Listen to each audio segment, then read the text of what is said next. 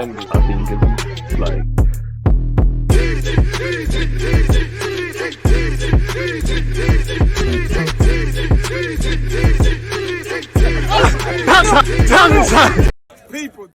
People deluded, I'm back again. Come on, Ian. Come on. Thank you very much for that, Ian. Right, I can take it from here. People, deluded, I'm back again. First things first, people, with it being the 31st of December, Happy New Year's in advance to everybody listening. This has been a great year for myself. You know, we've just crossed over the 50,000 barrier, 52,000 subscribers and counting. We're filling up the Emirates. Couldn't have did it without you lot. Appreciate the support, appreciative of the support. If you're watching the video for the first time, make sure you're subscribed because you're hooked. On the topic of subscribing, make sure you've subscribed, turned on your notifications, commented in the live chat when this video premieres, also in the comment section after. I appreciate you lot because I've really been banging on that drum and a lot of you have taken heed of that. Obviously, make sure you've got your notifications on, and for transfer news and things like that, make sure you're checking out my YouTube playlist where there's obviously condensed videos as we've been following the transfer news. As I always say, the dream is free, the hustle is sold separately. So without wasting any more time, let's share my screen and let's get into it. On that topic as well, people, I'm doing a watch along for Manchester United versus Wolves, or Wolves Manchester United, and also Brighton Arsenal, people. So make sure you're there. I'll be live 10 minutes before kickoff for Wolves versus Arsenal. So I'm not too sure if at the time of making this video, when it comes out, you'll be in the know for that one. Definitely where Arsenal's concerned, we kick off at 5:30. I'll be live from 4:30.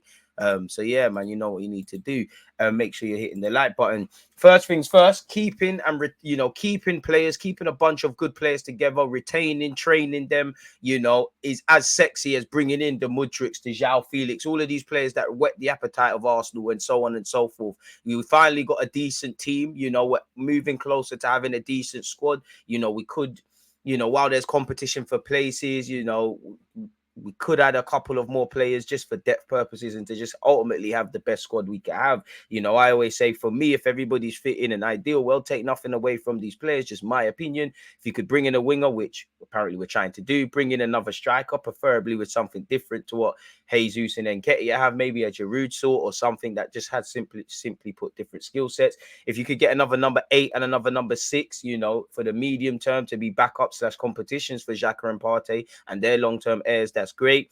I would personally like a right back and also another centre back and anything else Mikel Arteta wants. But retaining good players that are 21 years of age with resale value are vital. Arsenal activate option to extend William Saliba's contract until 2024. Now, obviously, that gives us a lot more wiggle room to, with his agent and things to come to an agreement for a new contract, really. And in my opinion, I think if I'm Saliba and his advisors, I wouldn't try sign a 5-year deal, maybe 4, maybe 3 with an option of a 1 year, maybe 4 with an option of a 5th, just because if you're 21 and you sign, like Saka's agent always does, if you sign a 3-year, 4-year-old deal, you're always 18 months away from renegotiating terms. And Saliba obviously was a bit part player in France's World Cup campaign, but has been called up to the France team, is a key player of our team, can help us in the short, medium and long term. Obviously, like Martinelli, Saka and a bunch of these players, Odegaard as well, where we saw come out Real Madrid have an indirect first refusal. Resale value, again, if Saliba achieves things at Arsenal and then he becomes £100 million player and he says, I want to try something else, go and sell him, reinvest that, because these players, as much as I'd love it, at 21 years of age, he's not going to be here for, till he's 30, 32 and 31 and things like that. So this is just the way of the world. But apparently Arsenal have activated the option to extend Saliba's contract until 2024. The 21-year-old's deal had been set to run out in the summer. So that's just to look after that. And he is drawing admirers from all over the continent, really, people. With a deadline of December 31st to trigger an extra 12 months, Arsenal have taken that step in recent days, and we've also done that with the young Charlie Patino, where talks allegedly are on the way for a new deal with him. Talks also continue between Arsenal and Saliba over a new long-term contract, which is almost, the bulk of what you want to hear. We've extended his deal or activated a clause. We're in talks still with a bunch of players to sign new deals. That's what you want to hear, people. As you know, since his loan spells in France, he's now part of the first team properly. He's playing week in, week out, and he'll probably play against Brighton. No more penalties, lad. So it is what it is. He's already played 24 times this season. So if, for argument's sake, Saliba didn't want to sign a new deal, I can't begrudge the club. He's gone out on loan, built on his experience, played 24 times, got a formidable partnership, as it says there, with Gabriel. Part of the long-term project. The manager's done all he can, in it. It's just about dotting I's and crossing T's for Saliba and his advisors, getting what he believes he's worth. For Arsenal, tying the man down and paying what he's worth. And it's a game of negotiations, and business and things. Players always going to want a little more. Clubs or businesses always going to want to pay a little less. So it all depends. But in terms of the bulk of it and convincing you to sign a new deal purely on football terms, I don't think there's much Arteta can do, and the rest lies with Edu, Richard Garlick, Vinay, all of these guys that are more in charge of, the boardroom stuff and dotting I's and crossing T's and, the more businessy sort of stuff. So big up Saliba for signing that deal, innit? Ronaldo gone outside El Nasser, and that certain man are winning World Cup, certain man are going out like this is crazy. But that wasn't what we're here for. Again, apparently, in Football Manager, Chelsea always sign Mudryk, but Chelsea are hoping to beat Arsenal to the signing of 85 million rated Mudryk from Shakhtar Donetsk. The first thing that scares me is obviously Chelsea will just put down the bag like they've shown with Todd Berhe. Obviously, it'll be a spanner in the works for a player that we've monitored for a while, that we tried to bring in the summer, that has been the bulk of Arsenal transfer news, and obviously how he can help us. And another part of me just doesn't care if as much as I like Mudryk or what I've seen and would like Arsenal to get him, if we lose out because Chelsea are more likely to spend what Shakhtar want, then fair enough. This is business, innit? It's about the knock-on effects. As much as I admire that we're going for higher caliber players and not just bringing in others, it's what we're doing past that. Because just based on the negotiations with Shakhtar, if we get to a point where we're butting heads and the deal can't be done, what are we going to do next? Is that Pedro Neto? Is that Yeremy Pino? Is that random Joe Blogs from wherever? We need to just get players in. And you'd imagine, just based on the midfielders, or better yet, wide men that we've been linked with from the summer till now, it is something that we'll kind of attend to. While I'm a bit pessimistic, is obviously Chelsea and a bunch of clubs have probably looked at him and scouted him, but this could just be a bit of a ploy to put pressure on Arsenal. And apparently Arsenal are still in negotiations, so we'll have to see. If he really wants to join Arsenal, then he'll hold out and wait until we can, agree and find an agreement with his team. Obviously, if Arsenal move away from things, then he wants to play in the Premier League. Chelsea's a good club, unfortunately, and a good project to join people. Chelsea have entered the race to sign Shakhtar Donetsk Mudryk, who has long been linked with a move to the Premier League with rivals Arsenal. As you know, Arsenal had been interested in him since the summer. We had a £55 million bid rejected, while Shakhtar have revealed they're holding out for around 85 million. The Guardian write that Chelsea also hold an interest in the player and may even hijack Arsenal's deal, people. So we'll have to see. And as you know, Graham Potter wants to bring in attackers, and they're trying to get Enzo Fernandez as well. So we'll have to see how this is going, really and truly. But I would say to Mudryk, Graham Potter's a good manager. Chelsea's a good club. But what attacking player is really thriving? At the end of the day, Kai Havertz has signed for them and won the Champions League and things like that. But you can't just blame the club on the managers. It's been turbulent. But what players have really thrived? Has Havertz individually really thrived to his potential? Did Ziyech? Has Pulisic? Has Hudson-Odoi? Has Mason Mount? Has a bunch of them, really. And that's not me criticizing Chelsea. Just none of them are really banging like that. Where you look at Arsenal and players that are of the same ilk of you, Martinelli's going from strength to strength. Saka's going from strength to strength. Eddie Nketiah is being given an opportunity and has improved. I know he's an attacker. And Smith Rowe has obviously been in part of it. And you're seeing what Odegaard could do, seeing how these players are improving and what you could do.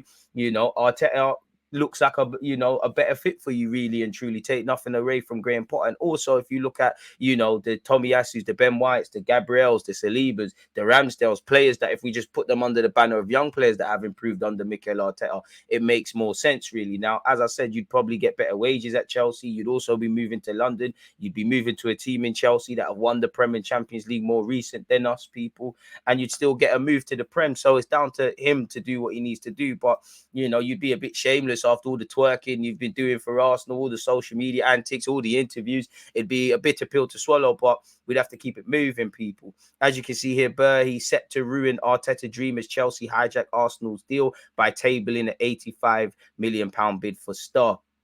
And again, this could just be media antics, people, but we'll have to see. But again, it's just further alluding to the fact of Chelsea have joined the race, people. So we'll have to see, man. We'll have to see. If he signs, great. If he don't, we move on and get someone else. This is how the world works, really. De Zerbi of Brighton, who ironically we're going to be playing later today, gives Arsenal verdict following, Mudryk prediction, people. He has branded Arsenal as fantastic. I'll focus a bit on that in the live stream, but he spoke on Mudryk specifically. He said any fee will be spent wisely. Mudryk is a fantastic player, but Brighton can't buy him. I like him because I like all my ex-players, but Brighton can't buy him. Arsenal, I don't know. I think Mudryk can win the Ballon d'Or in the future. I know the value of Mudryk. He has the potential to win the Ballon d'Or, and he's a coach that's played a key part in Mudryk's emergence as well. So that's high praise. Bring him to the carpet then. Apparently, there's been James Bain just said there's no second bid from Arsenal yet for Mudryk, but daily dialogue between the reps of both clubs. So we'll have to see what's going on. Shakhtar board will have an internal meeting on the 9th of January, people. They're going to discuss about Mudryk. Only official offers at the moment comes from Arsenal, but everything depends on the fee. So unless Chelsea have placed a bid, they could be in indirect talks. But until they place a bid, then Arsenal are slightly still ahead, people. But rest, make no mistake, if Chelsea are legitimately interested, they're talking with their advisors, indirectly probably talking with his club Shakhtar, discussing internally what they want to do, and then taking the next step. So we'll have to see what's going on. When Nicolas Pepe is concerned, who some will argue he could have added something or at least been on the bench. Well, he's something we're going to have to deal with in the summer of 2024. Nice want to see how Pepe plays in the second half of the season before deciding to buy him permanently. So unless there's a real purple patch from Pepe, and he really makes it undeniable that they have to buy him, probably going to be something for Edu and Arteta to deal with in the summer and look to move him on, because it doesn't seem, based on that by L'Equipe, that they're too convinced, people. And obviously getting Pepe's wages off the books would be great. Arsenal are in positive talks to sign Mudryk in the January transfer window. We've heard this before. But going over it, negotiations are continuing. We receive offers, but they are not the ones we'd like to see on our table. Now, literally in 5 minutes, I'll have a phone conversation with Arsenal. We are open to negotiations, ready to exchange ideas and figures. If we will agree, then let it be so. If we will not, then let it be another time, people. So we'll have to see what's going on there, people. Felix as well, people. Once again, Arsenal have been bewildered by Shakhtar's asking price for Mudryk, which I couldn't begrudge Arsenal for. They're in no position to really ask for 100 million for a 21-year-old with 44 appearances for their football club and 8 caps for Ukraine. I know potential is the biggest buzzword in football, and I'm not doing this to belittle Mudryk, because it's not that, and I can't actually begrudge Shakhtar, Mudryk's club, for wanting top money, but it's unrealistic, really. But if they want to, they need to get as much money as they can for their 21-year-old asset. I can't begrudge them for it, people. So we'll have to see what's going on. The bulk of it is we're still in talks. First bid has been rejected, but we're still working in it, really and truly. In relation to João Felix, Arsenal are keen to sign João Felix from Atletico Madrid, said David Ornstein. He's been offered to a number of clubs, and at the moment, the numbers are too high. Arsenal are keen to do it, but the numbers would need to come down. So make of that what you will, people. Again, he can win the Ballon d'Or. Big praise from their gaffer, people. Big praise from their gaffer. So we'll have to see, people, what exactly is going on, people. And they've insisted that we need to make a fee closer to Jack Grealish or Anthony. Our sporting director said that to sell Mudryk, we need an offer closer to Grealish than to Anthony. We are not even considering a bid with 40 million euros. I think, my personal opinion, not that I'm informed, I think the only loggerheads with Shakhtar is Arsenal are probably trying to give them a decent fee up front and then achievable bonuses, get Champions League, progression in the Champions League, the amount of goals Mudryk scores or trophies won at Arsenal. I personally think Shakhtar would like more money up front, not we'll get this if that. We get this now. We get this in 12 months. We get this in 18 months. And again, it's negotiations. It is something, people, really and truly. Shakhtar the next make Mudryk announcement, but not one Arsenal fans want. What does this mean, people? I mean, he's been named the Ukrainian club's player of the year. I mean, why wouldn't we want that? I understand getting clicks on your article, but why wouldn't we want that? We want players that are doing well for their clubs. No one wants guys that are not standout talents. That's like being a scout, going and trying to and not finding the young players that excel for their clubs at grassroots level. You're not going to get the man that barely gets a game. Newcastle joined the race to sign Spanish right back Ivan Fresneda, who has been linked with Arsenal and Juventus and could be available for 10 million. You do see some reports say 30 million, but if he's available for 10 million, He's 18. He's a young right back. Then he fits into what we want. Because as I said at the start, I would like a right back. I feel we don't need one on the face of it. Ben White's doing great there and seems quite durable. Tomiyasu, when fit, can play all across the back three with the, asterisk next to his name of injuries. But that's really it for me. It's like at some point, Ben White's going to need a rest. Tomiyasu, we want to see him get over the injuries and whatnot. So I would like a bit of cover. I wouldn't say it's necessarily a priority there, but a bit of cover for that 18-year-old. He's best just staying at Valladolid, in my opinion, until the end of the season. You only made your debut back in September, and you're going from strength to strength. But for 10 million, if Arsenal really have scouted him and Arteta's done his research on the countryman and the Spanish under-19 international, get it done, people, really and truly. Newcastle are onto him as well, so make of that what you will. Arsenal brace for Manchester United competition in transfer race for former Chelsea star. Oh, yes, we've been linked once again with Tammy Abraham, man. Full circle, really and truly. Apparently, Man United are set to rival Arsenal, and I mean, both teams been linked with João Felix, Vlahovic, Tammy Abraham. And the common denominator is both of these teams would like a striker or would like attacking reinforcements. Obviously, with Ronaldo leaving in United's case, with the injury to Jesus in our case, people. It's a bit like centre mids. You could make a case for Arsenal and Man United and Chelsea to bring in centre mids. And with the exception of Enzo Fernandez, where at least 2 of the 3 clubs I've said have been linked with him, we all get linked with the same people. As you know, January is a techie time to do business. Roma are going to want more, truthfully, than Tammy's worth on a good day. His form hasn't been that amazing, and I don't know his willingness to make the move mid-January, people, really and truly. So we'll have to monitor that one there. These are just other reports for later, people. But in relation to Mudryk and anything else we've spoken about, that's all there is to talk about for this particular video. As I said, make sure you're hitting the like button, you're subscribing, you're turning on your notifications, you're commenting, you're following on all the socials. Make sure you're following on Twitch as well. Most importantly, people, Happy New Year, festive greetings. Appreciative of all the support we've got in 2022, 2023. Let's keep building the platform, people, and boosting the YouTube algorithm and that. You lot stay blessed, stay safe. Let me know your thoughts. Check out the rest of the content. Stay in good health, and I'll see you lot later, man. Happy New Year once again. God bless you all. There's always just that active red light defenders. I think it's like